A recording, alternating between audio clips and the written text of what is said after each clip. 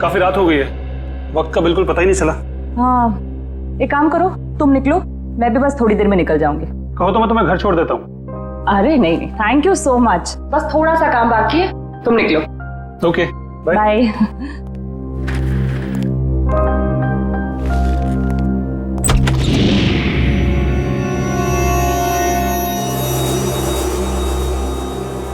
ठीक है।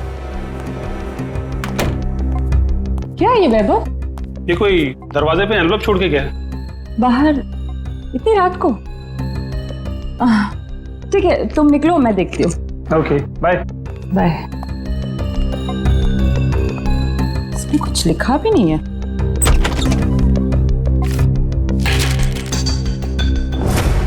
एक नजराना सालुंखे के लिए।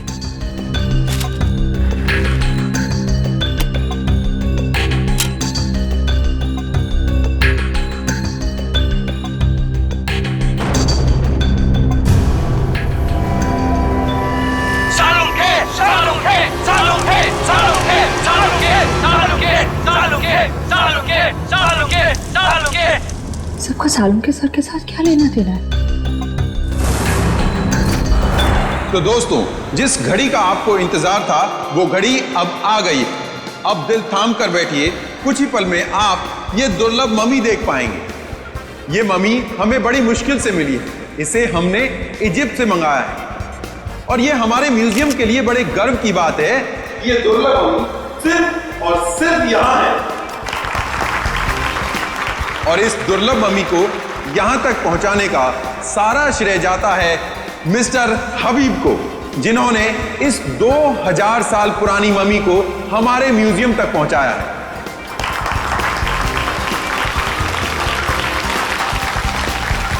और अब मैं आपका ज्यादा वक्त ना लेते हुए आपके सामने पेश करता हूं ये दुर्लभ मम्मी। लेडीज एंड जेंटलमैन, आपके सामने पेश है कायरो की शान, तलातत है इस मम्मी का नाम।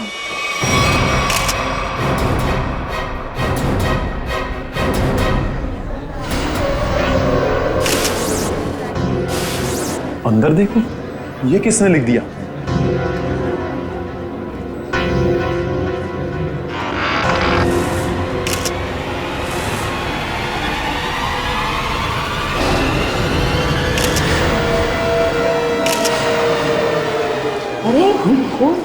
ये क्या है? लावा माता, ये ले आशरे आशरे। रीढ़ की हड्डी के साथ सिर्फ ये खोपड़ी जुड़ी हुई है, कंकाल का बाकी का हिस्सा तो गायब है। सर, कोई ऐसा क्यों करेगा? कहीं ऐसा तो नहीं कि वो हम सबको कुछ बताना चाहता है? हो सकता है, इसलिए इस मम्मी के एग्जीबिशन से पहले उसने इस हड्डियों के ढांचे को यहाँ पे लाके रख दिया। पर सर, इतनी कड़ी सुरक्षा होने के बावजूद खूनी ने ये सब किया कैसे होगा? हाँ श्रेया, ये बात तो है और इसका जवाब यही मिलेगा। पंकज, ये ब्लड सैंपल्स उठा लो। माहता तकलीफी फकलीचा। आप चिंता मत कीजिए, ये सब सीआईडी के ऑफिसर्स हैं, ये सब पता लगा लेंगे। क्या मुसीबत है यार ये। मिस्टर विजय सर, इस मम्मी को कपड़ा ढकने से पहले आखिरी बार कब चेक किया था इसे? सर, कल रात करीब 10 बजे, तब तक सब कुछ ठीक ठाक था। मतलब 10 बजे के बाद कोई अंदर घुसा और उसने ये सब किया? सर, इस हॉल में 3 कैमरा लगे, जिसने भी ये सब किया है वो इन कैमरों में जरूर कैप्चर हुआ होगा। मिस्टर विजय, इन तीनों कैमरेज की फुटेज चाहिए हमें। ठीक है sir. Varun sir, CCTV footage देखने का इंतजाम करो। ओके। आप चिंता मत कीजिए, आपकी मम्मी को कुछ नहीं होगा और अब ये हमारी जिम्मेदारी है। और वैसे भी अब सीआईडी वाले आ चुके हैं, वो सब संभाल लेंगे। कितना टाइम लगेगा? और सर, वो आ गया। सर, फुटेज तैयार है। सबको दिखाओ।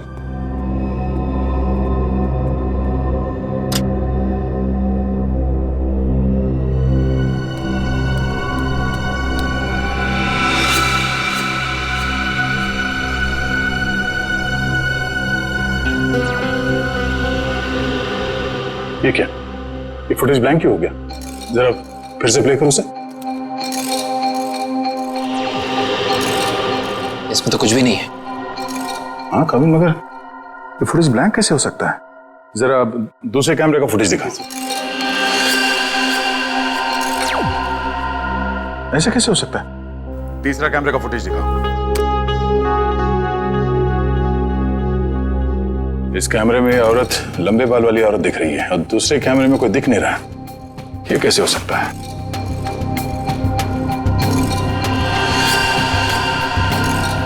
एक कैमरे में दिखी और दूसरे में गायब। कैसे हो सकता है?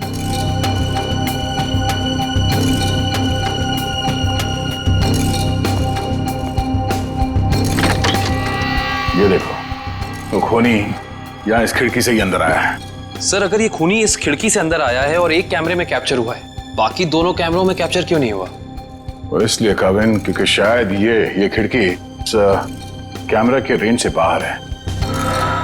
वो यहां से अंदर आने के बाद वो इस तरफ गया होगा, छुप के निकला और इस कैमरे के नीचे से होते हुए वो आगे बढ़ा और यहां से आगे जाने के बाद उसने इस कैमरे को लेजर लाइट से ब्लाइंड कर दिया और यहां से आगे गया और उस हड्डियों के ढांचे को यहां इस कैमरे से नीचे लेके और फिर शायद वो लेजर उसने इस कैमरे पे मारा और फिर उस हड्डियों के ढांचे को यहां पे रख के चला गया, मगर जाते वक्त वहां उस कैमरे में वो कैद हो गया। सर इसका मतलब जिसने भी ये किया है वो अच्छी तरीके से जानता था कि इन कैमरों में कैद कैसे नहीं होना है। इसका मतलब वो जो कोई भी है उसे इस म्यूजियम की अच्छी जानकारी थी। सर यानी कि ये सारा काम किसी अंदर वाले का है, यहाँ किसी काम करने वाले का।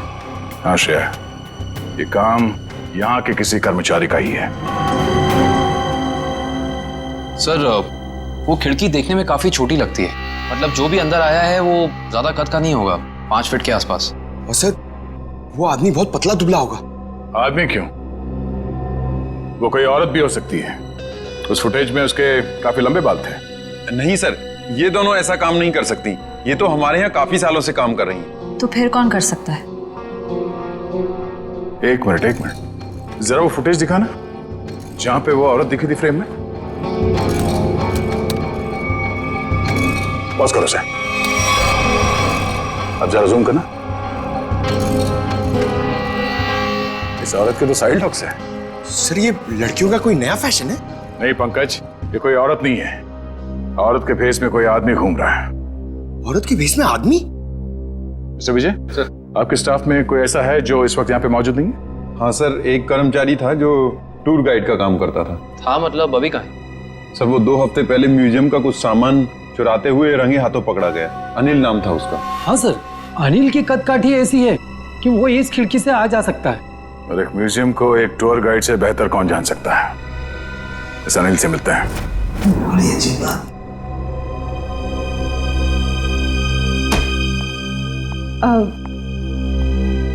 सर कल रात को ना एक अजीब डीवीडी आई है आपके नाम से लैब में। डीवीडी? हाँ सर, ये देखिए सर। एक नजराना सालुखे के लिए। सर इसमें ना एक जलती हुई गाड़ी दिखाई है, कुछ लोग अपना मुंह छुपाए खड़े हैं और वही लोग आपके नाम के नारे लगा रहे हैं सर। तारिका, ये सब उलझाने का वाला मामला है। कोई हमें भटकाना चाहता अपने काम से। रखो ये डीवीडी वहां पर रखो, काम पे ध्यान दो। कमा देखो इस डीवीडी को उधर, और इधर आओ।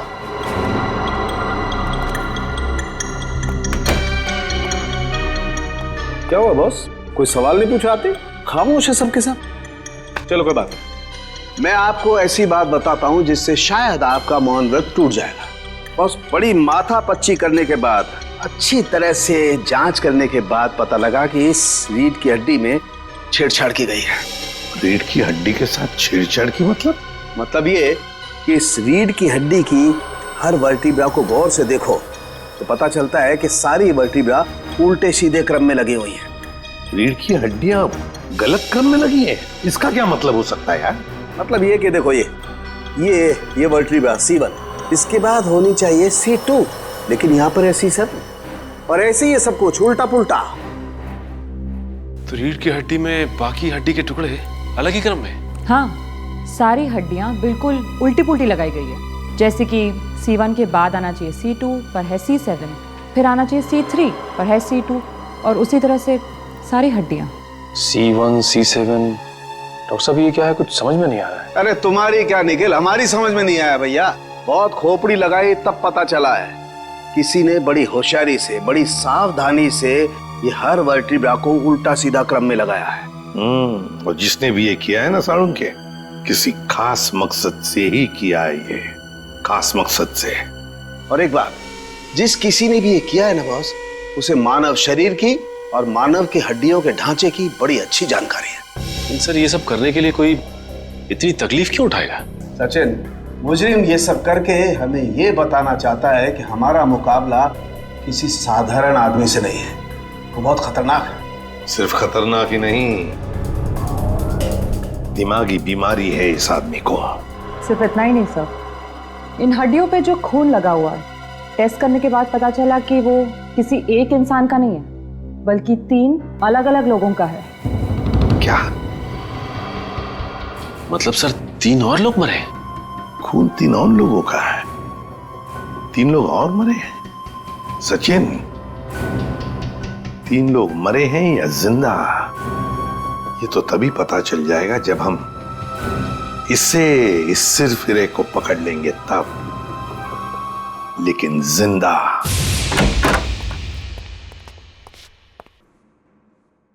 ऐसा लगता है कमरे में कोई भी नहीं है। चांद मारो, देखो क्या मिलता है।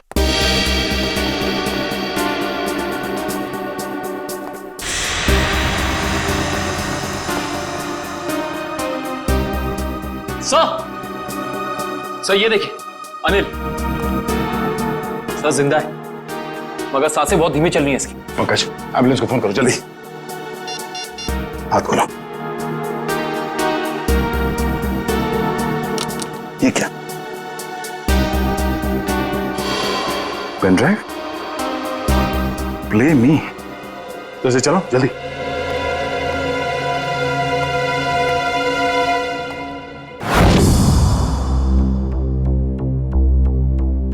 सालुंखे, मैं जानता हूं कि मेरा यह संदेशा तुम तक जरूर पहुंचेगा।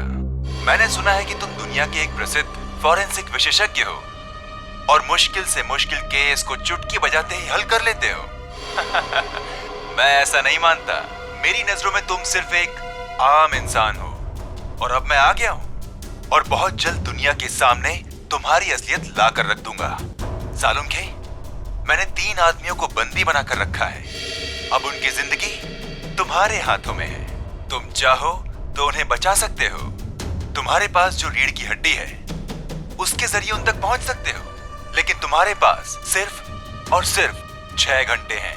तो दिखाओ अपनी काबिलियत, और अगर तुम उन 3 लोगों को नहीं बचा सके तो उनकी मौत की जिम्मेदार होगे तुम, और तुम्हारा समय शुरू होता है अब।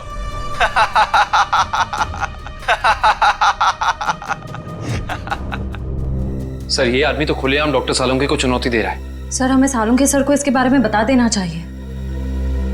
सर, हमारे पास सिर्फ 6 घंटे। हाँ पंकज, अभी डॉक्टर सालुंखे ही मदद कर सकते हैं इन 3 मासूमों की जान बचाने में। अरे क्या, इन 3 खून की रिपोर्ट से कुछ पता नहीं पड़ रहा है और हमारे पास सिर्फ 4.5 घंटे हैं। अरे इस मुजरिम के मुताबिक ये सबूत ही हमें सही रास्ता दे सकता है। कुछ तो ऐसा है तारिका जो हमारी नजरों से छुप रहा है। क्या हो सकता है ये? सर, इस मुजरिम ने आपको ही ऐसी चुनौती क्यों दी? मेरे कहने का मतलब है कि कहीं आपके अतीत में कभी ऐसा कुछ तो नहीं हुआ, कोई हादसा वगैरह जिससे आपको अभी भी अफसोस हो? तारिका, ये मुजरिम दिमागी तौर पर पागल है, हमें भटकाना चाहता, बस दैट्स इट। और सर वो डीवीडी?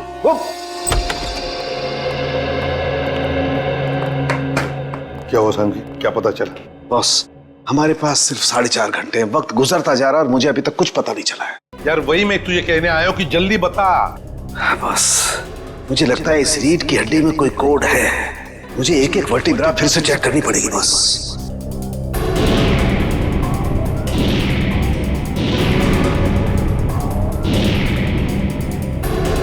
हाँ बस, इस वर्टिब्रा में कुछ गड़बड़ है। क्या गड़बड़ है सर?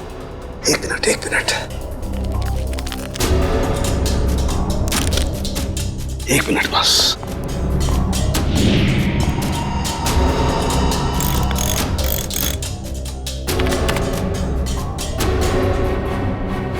यस,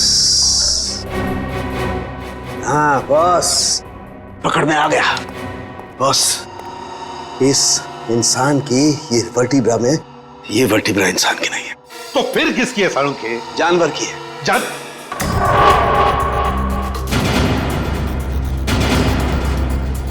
यार तू क्या कह रहा है? बॉस, थोड़े से टेस्ट और करने पड़ेंगे, लेकिन एक बात कंफर्म है, ये वर्टिब्रा किसी जानवर की, और जानवर में भी ये वर्टिब्रा कुत्ते की है, कुत्ते की। कुत्ते का वर्टिब्रा है? हाँ बॉस। इंसान की रीढ़ की हड्डी में कुत्ते की? सर ये कैसे हो सकता है सर? निखिल, पूरी हड्डी नहीं, सारी वर्टिब्राज में से सिर्फ एक ये वर्टिब्रा कुत्ते की है जो इसमें बदल दी गई है, ताकि हमें लगे ही नहीं कि ये किसी कुत्ते की हड्डी है। लेकिन सर रीढ़ की हड्डियों को उल्टे सीधे तरीके से जोड़ने की वजह क्या हो सकती है? शायद हमें भटकाने के लिए बॉस। हाँ, ये हमें उलझाने की कोशिश कर रहा है, बड़ा चालाक है ये। वो चाहता है कि हम ये C1, C2, C3, C4, C5 इन वर्टेब्रेज में फंसे रहे हैं और हमारा ध्यान इस कुत्ते की रीढ़ की हड्डी पर न जाए। एक बात और बॉस। क्या?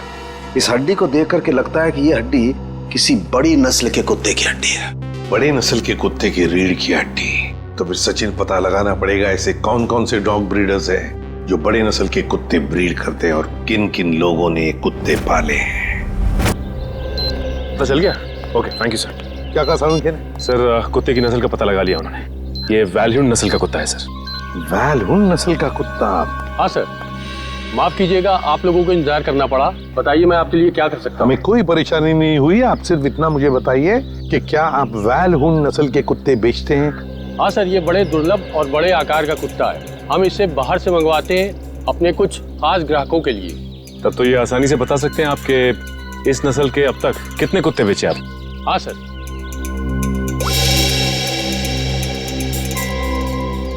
पिछले साल 2 कुत्ते बेचे और इस साल 4 दिन पहले 1 कुत्ता बेचा, वैल्यून नस्ल का, पूरे शुद्ध। 4 दिन पहले? सचिन, इन कुत्तों के सारे डिटेल्स ले लो। सर, हाँ, अनिल को होश आ गया है। उसने बताया उससे जो कुछ भी कराया गया जबरदस्ती करवाया गया है। तो फिर उसने खूनी को तो देखा होगा ना? नहीं सर, उसने खूनी को नहीं देखा। डैम इट, हमारे पास सिर्फ 3.5 घंटे। चलो जल्दी।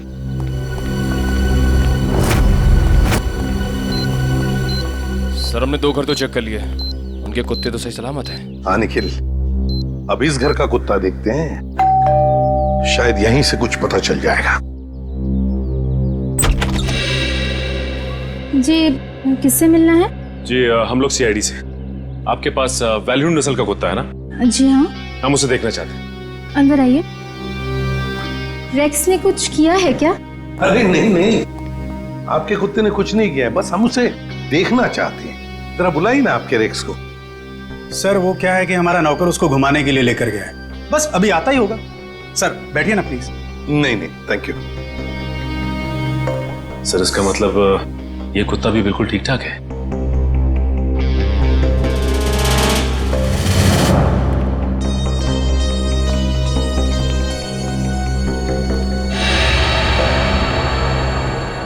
क्या यही है आपका रेक्स?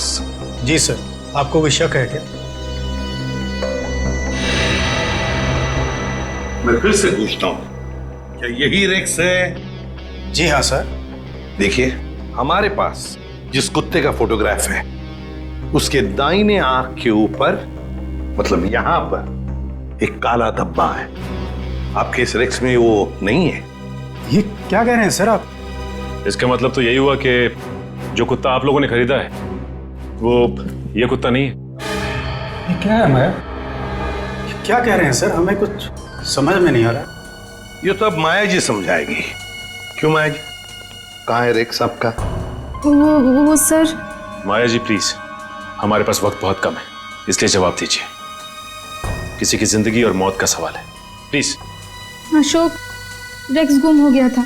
मैं डर गई कि तुम नाराज हो जाओगे, इसलिए मैं उससे मिलता जुलता दूसरा कुत्ता खरीद लाई। हमारा प्यारा रेक्स गुम हो गया और तुमने मुझे बताना जरूरी नहीं समझा और दूसरा कुत्ता ले आई। आपको पता नहीं चला? सर मैं मर्चेंट नेवी में हूँ, पिछले 6 महीने से मैं शिप पे था, अभी 2 दिन पहले आया हूँ। अच्छा माया जी, ये आपका रेक्स गुम कैसे हुआ? सर हमेशा की तरह मैं रेक्स को लेके रोड में टहलने निकली, वो मुझसे दूर भागने लगा। मैंने उसे पकड़ने की कोशिश की पर पता नहीं भागते भागते वो कहाँ खो गया। और आपने उसे ढूंढने की कोशिश नहीं की? हाँ सर, बहुत कोशिश की पर मिला ही नहीं। अच्छा, ये सब कब हुआ, कहाँ पर हुआ? 4 दिन पहले, जंगल के पीछे वाले रास्ते पर। जंगल का पीछे वाला रास्ता? सर हमारे पास वक्त बहुत कम है सर, जंगल काफी बड़ा और राइस को ढूंढना थोड़ा मुश्किल है सर। रेडियो और पंकज को लगा दो काम पर, फोन करो उसे। Thank you very much. अरे सर, ये एसीपी सर ने हमें अचानक यहाँ क्यों बुला लिया? पता नहीं यार, एसीपी साहब का ऑर्डर है भैया, मानना तो पड़ेगा। हाँ सर, मैंने सुना है इन जंगलों में ना जंगली जानवर आते हैं। अबे तू मुझे बता रहा है या डरा रहा है? बता रहा हूँ सर, मैंने अखबार में पढ़ा है। एक बार एक आदमी इन जंगलों में कहीं घूम गया था, चीता ने पीछे से उसके ऊपर झपट्टा मारा और उसे कच्चा चबा दिया। कच्चा चबा दिया? अरे बाप रे! और चीता तो पीछे से झपट्टा मारता है सर। पंकज एक काम कर, तू आगे देखते हुए चल, मैं पीछे देखते हुए चलता हूँ, उल्टा। ओके चल। चले सर। हाँ। रेडियो और पंकज लगे हैं ना काम पे? हाँ सर, लगे हुए लोग। इसकी बात समझ में नहीं आ रही है, कुत्ता माया के घर से भागा क्यों? मुझे तो लगता है निखिल, कुत्ते को किसी चीज से ललचाया होगा इसलिए वो भाग गया। ये सब उस खूनी का प्लान हो सकता है। अभी चल। पंकज, वहां झाड़ियों में कुछ है। सर कहीं चीता तो नहीं?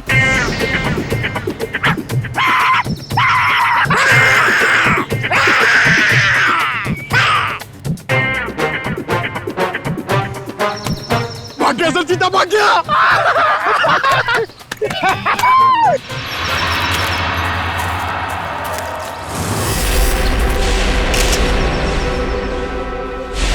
एक मिनट, ये देखो।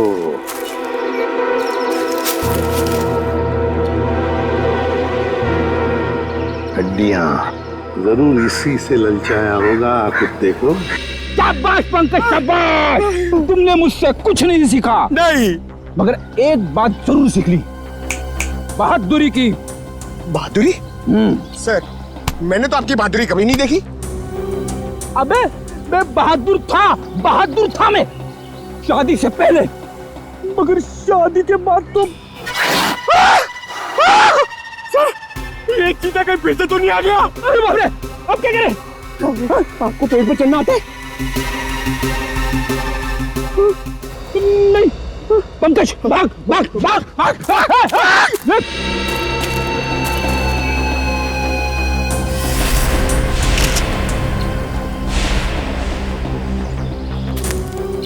ये देखिए सर। हाँ, ये देखिए बॉल, लगता है कुत्ते ने चबाया हुआ है इसे। ये क्या, कुत्ते के दांत के निशान भी तो है। इसका मतलब है वो लोग इसी दिशा में गए हैं, क्योंकि हड्डियां हमें वहां पर मिली और ये बॉल यहाँ पर। उसी तरह होगा, वो देखते हैं।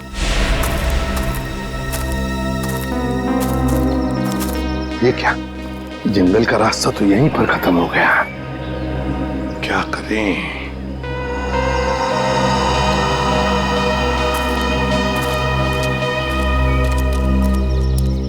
अरे भैया सुनो, देखो हम लोग सीआईडी से।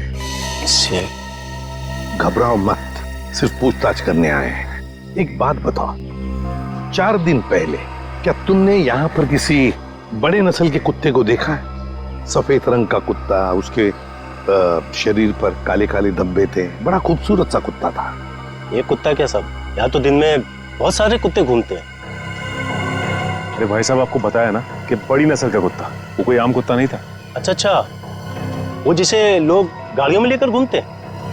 हाँ, ऐसा कुत्ता तो देखा नहीं, लेकिन 4 दिन हो गए मैं अंदर खाना खा रहा था और एक कुत्ता जोर जोर से भौंक रहा था।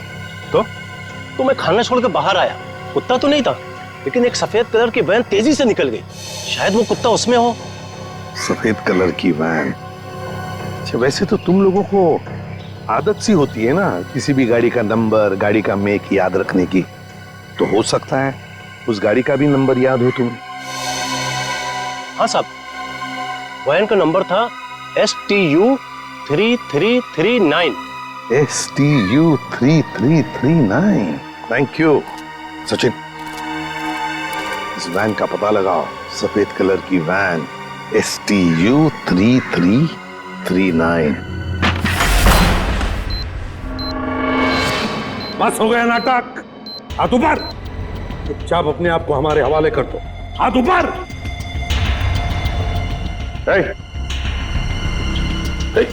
hands up।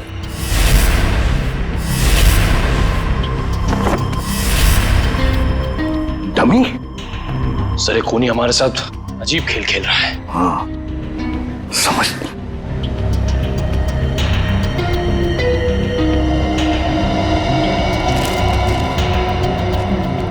चिट्ठी है। तुम्हारे अंदर कुछ खास नहीं है, बड़े मामूली और आम हो तुम। अब मान लो कि तुम उन 3 लोगों को बचाने में नाकाम हो चुके हो। तुम हार गए। अच्छा सर ये कोई संकी है।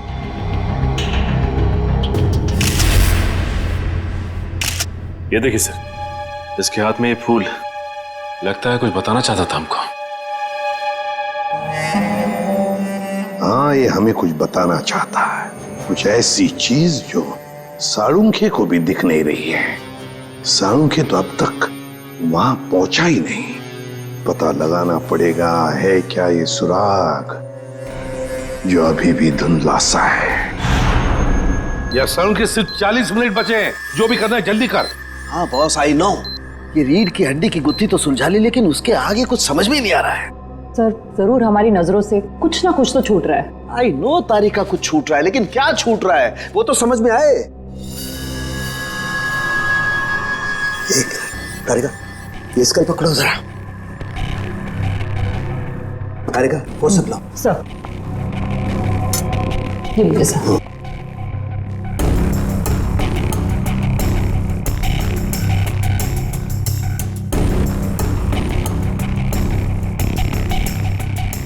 ये दांत तो प्लास्टर ऑफ पेरिस का लगता है। तारिका जरा पानी लाओ।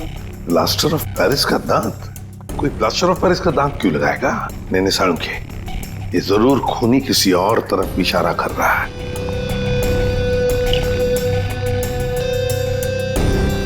अच्छा साळुंखे साहब, ये आपके प्रोफेशन में ये प्लास्टर ऑफ पेरिस कहाँ इस्तेमाल होता है? सचिन, प्लास्टर ऑफ पेरिस अक्सर मेडिकल कॉलेजेस में कंकाल वगैरह बनाने के लिए, स्टडी के लिए इस्तेमाल करते हैं। Medical college, medical college. ये फूल बस इस तरीके का फूल मेरे टाइम में मेरे कॉलेज में कुछ बदमाश छात्र अपनी पहचान के लिए छोड़ जाते थे। तो इसका एक ही मतलब हो सकता साळुंखे कि खूनी तेरे मेडिकल कॉलेज की तरफ इशारा कर रहा है। हाँ तेरे मेडिकल कॉलेज की तरफ, मेरे कॉलेज की तरफ। सर मैं आपसे जिस डीवीडी के बारे में बात कर रही थी ना, उसके वीडियो में लोगों ने जो कपड़े पहने हैं उन पे भी ठीक ऐसे ही फूल का प्रिंट बना हुआ है। किस वीडियो के बारे में बात कर रही हो तारिका? तारिका वो वीडियो ऑन करो। हाँ सर। लगाओ लगाओ वीडियो लगाओ।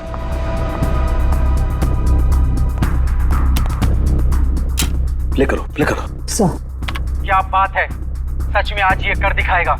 अरे बॉस ये तो मेरे कॉलेज का ग्राउंड है। चलो। गाड़ी उड़ा दी गई है।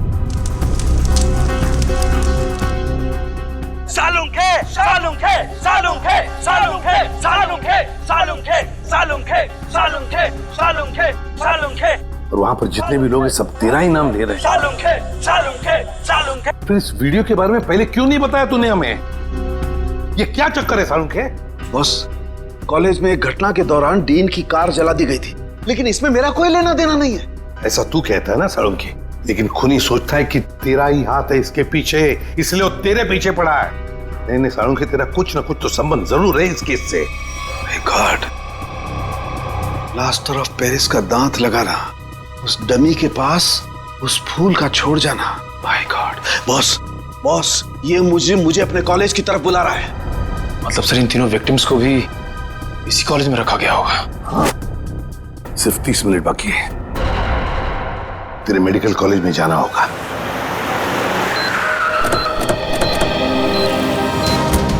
सिर्फ 10 सेकंड बचे सर हमारे पास। सर वो तीनों मिलेंगे क्या? उस तरफ हो गए, उस तरफ।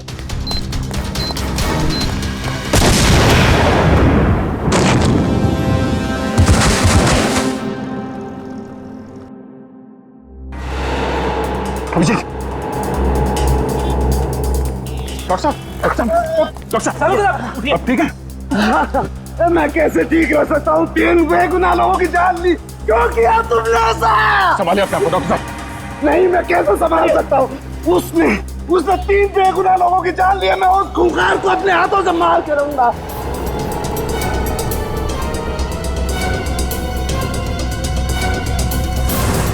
साळुंखे, वक्त बहुत कम है हमारे पास। 3 लोगों की जानें चली गई इस आदमी की वजह से, और तू ऐसे हताश बैठा। तो क्या करूं बॉस, ये मेरी गलती थी। मेरी वजह से 3 मासूमों की जान गई और मैं कुछ नहीं कर पाया।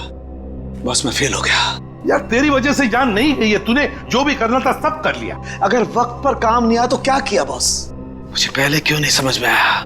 वो फूल, वो पीओपी का दांत, वो डीवीडी, पहले क्यों नहीं समझा? ये इशारा आया। सर, आप अपने आप को क्यों दोषी मान रहे हैं? जो भी हुआ उसमें आपकी क्या गलती थी? मेरी क्या गलती? बॉस, क्या फायदा मेरे एक्सपीरियंस का, मेरे अनुभव का? क्या फायदा जब मासूमों की जान मेरी आंखों के सामने चली जाए? क्या फायदा? क्या बात करता है तू साळुंखे? अरे साळुंखे उस इंसान का नाम है जो कभी हारना नहीं जानता।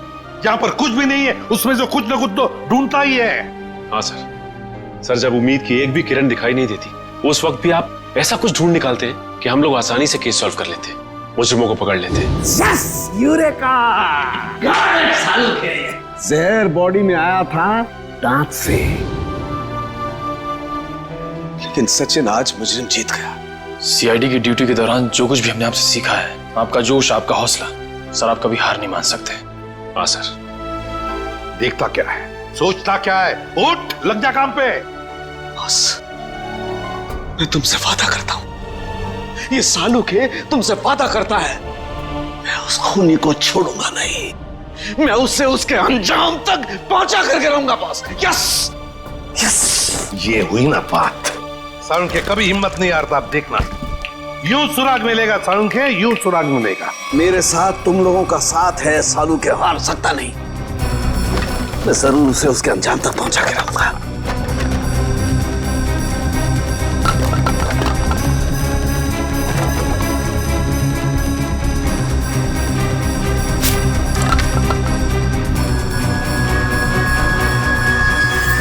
बस, ये शायद किसी कार्डबोर्ड का टुकड़ा है जो अभी तक जला नहीं है। ये हिस्सा कुछ अजीब तरीके से उभरा हुआ है। हाँ यार, कुछ तो है उसके नीचे। अरे का काम करो, इसे साफ करो जल्दी। मैं कहता हूँ साळुंखे, जरूर कोई सुराग मिलेगा हमें। बिल्कुल बॉस, हम उस खूनी तक पहुंच करके रहेंगे।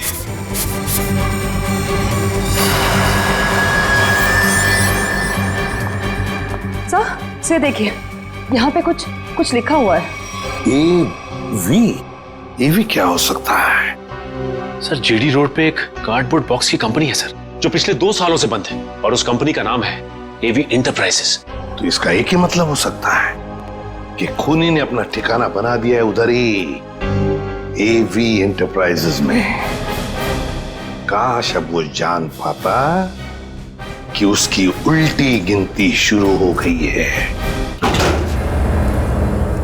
सर, यही एवी एंटरप्राइजेस की फैक्ट्री।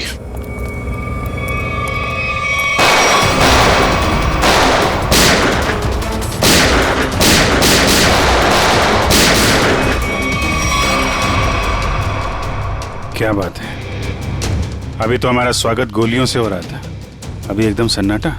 सर, लगता है कोई नई चाल चलने वाला है।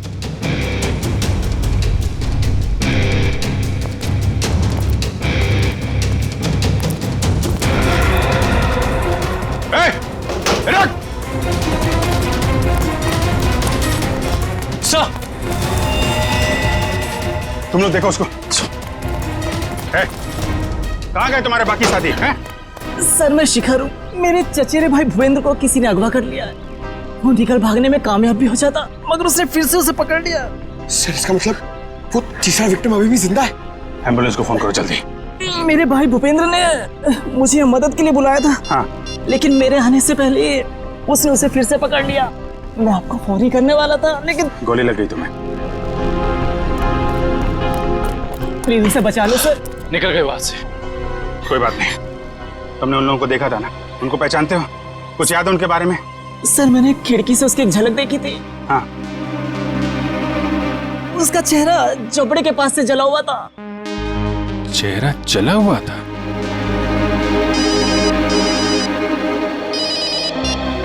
हेलो सीआईडी वालों, तुम लोग डाल तो मैं बात।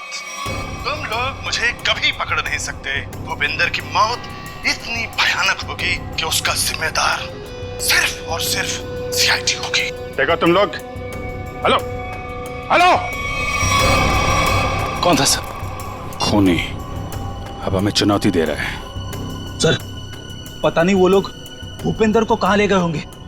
ये मामला साळुंके साहब के अतीत और उनके कॉलेज के दिनों से जुड़ा हुआ है। तो हो सकता है ये जले चेहरे वाला आदमी उन्हीं में से कोई हो। उस समय के जितने भी स्टूडेंट थे सबके बारे में पता लगाना होगा। क्या 20 साल पहले सोया और 1 महीना पहले जग गया? Okay, thank you. जवाब रेडी? सर 20 साल पहले साळुंके साहब के मेडिकल कॉलेज के डीन की कार जब उड़ाई गई तो उस धमाके में कुणाल नाम का एक छात्र घायल हो गया और कोमा में चला गया। वो जिस हॉस्पिटल में भर्ती था वहां से पता चला है कि वो अभी 1 महीना पहले कोमा से बाहर आ चुका है। बॉम्ब धमाके में घायल हुआ था और जो खूनी है उसका चेहरा भी जला हुआ है। मुझे लगता है ये कुणाल ही खूनी है। अब बदले की आग में जल रहा है। सर हॉस्पिटल वालों ने कुणाल का पता SMS किया है। सर जरूर वो भूपेंद्र को वहीं लेकर गया होगा। ठीक है, उसके घर चलते हैं। क्या एड्रेस क्या?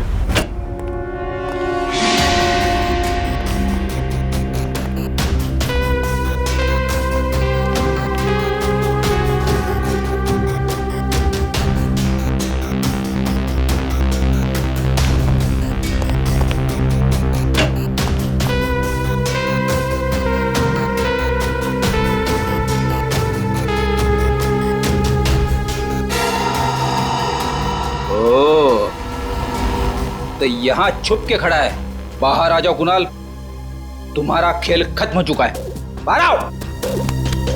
अरे तुम मेरे पीछे कैसे आ गए? अरे आप, मुझे लगा कुणाल मेरे पीछे आ गया।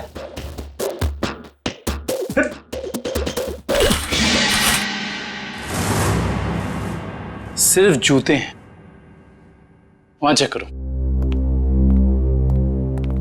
इस कुणाल ने तो जूते खिलवा दिए मुझे। सर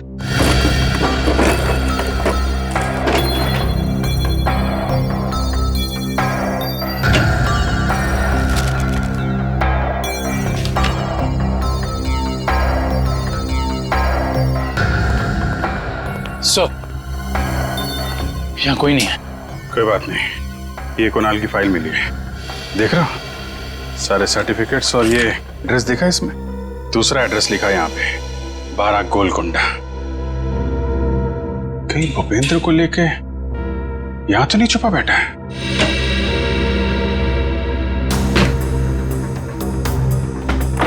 ब्यूरो में फोन करो, ये एड्रेस भेजो, उनको बोलो पता लगाएं इसके बारे में।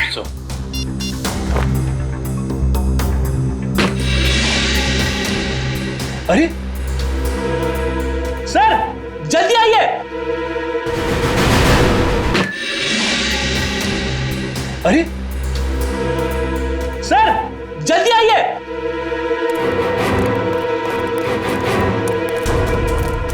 क्या वो फ्रेडी?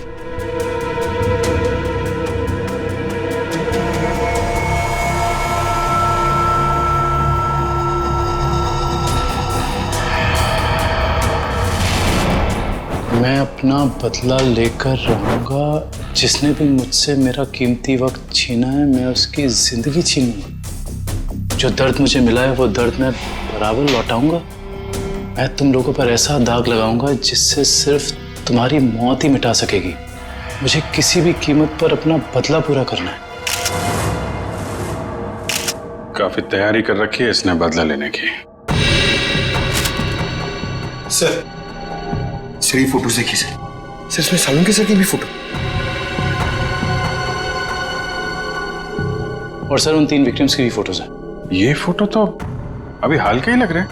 बिल्कुल सर, ये सारी फोटोज इस केस की जांच के दौरान ली गई हैं। ये तो माया के घर का फोटो है। ये कुणाल हम पे जासूसी कर रहा है क्या? जासूसों के ऊपर जासूसी? जहां जहां हम जा रहे हैं हमारा पीछा कर रहा है। इस बार आएगा तो वापस नहीं जाएगा।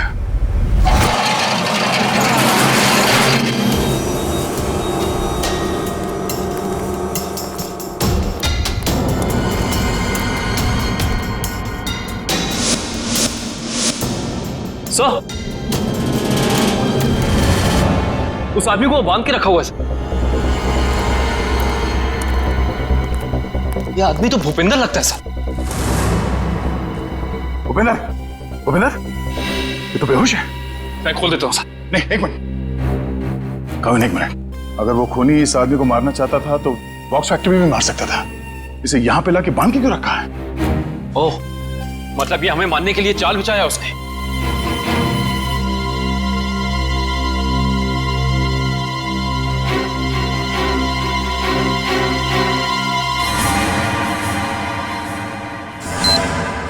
ओह नो, मौत का जाल यहां बिछा के रखा। खोलो इसे जल्दी।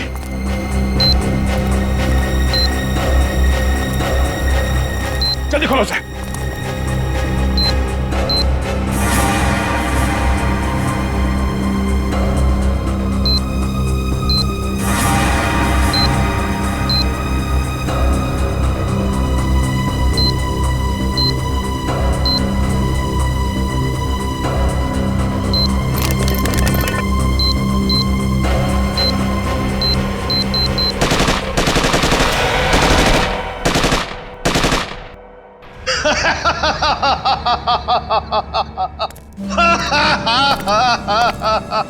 मुझसे बेहतर कोई भी नहीं हो सकता, कोई भी नहीं। मैं कुणाल, मैं कुछ भी कर सकता हूं, कुछ भी।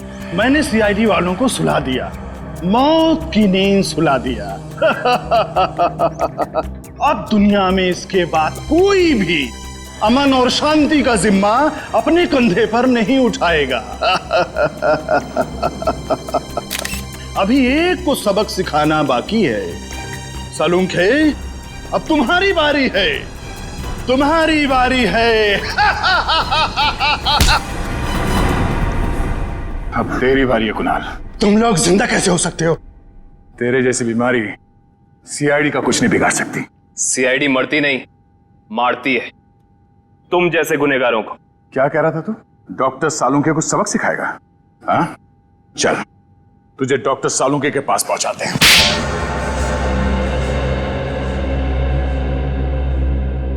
क्यों मारा मासूम लोगों को तुमने? वो मासूम नहीं है, वो अपराधी है, मेरे अपराधी। मैं उन सब लोगों को मार देना चाहता था जिन्होंने मेरी जिंदगी बर्बाद करने में कोई कसर नहीं छोड़ी। मैंने क्या बिगाड़ा था तुम्हारा? मेरी जिंदगी बर्बाद करने में तुम्हारा बहुत बड़ा हाथ था सालुंके। तुम जानते थे कि मैं तुमसे बेहतर हूँ, इसलिए तुम मुझसे जलते थे। ऐसा तुम सोचते हो, मगर ये सच नहीं है। मैं नहीं मानता। टीन की कार तुमने उड़ाई थी। नहीं, वो सालुंके नहीं था, मैं था। मैंने ही सालुंके बनकर वो सब किया, लेकिन उस ब्लास्ट की वजह से मेरी जिंदगी और मेरा भविष्य खत्म हो गया ना। उस वक्त मैं वहीं पे था, वो ब्लास्ट में घायल हो गया और मैं कोमा में चला गया। और जब मैं कोमा से जागा तो मेरा सब कुछ खो गया, सब कुछ खत्म हो गया। मेडिकल कॉलेज की उस घटना का वीडियो फॉरेंसिक लैब कैसे पहुंचा? वो मैंने भिजवाई थी सालुंके को चुनौती देने के लिए। माना कि तुम्हारे साथ जो कुछ हुआ गलत हुआ, लेकिन बदले की आग ने तुम्हें इंसान से शैतान बना दिया। कानून हाथ में लेने वाले को कानून कभी माफ नहीं करता। तुम दोनों की इसकी सजा जरूर मिलेगी।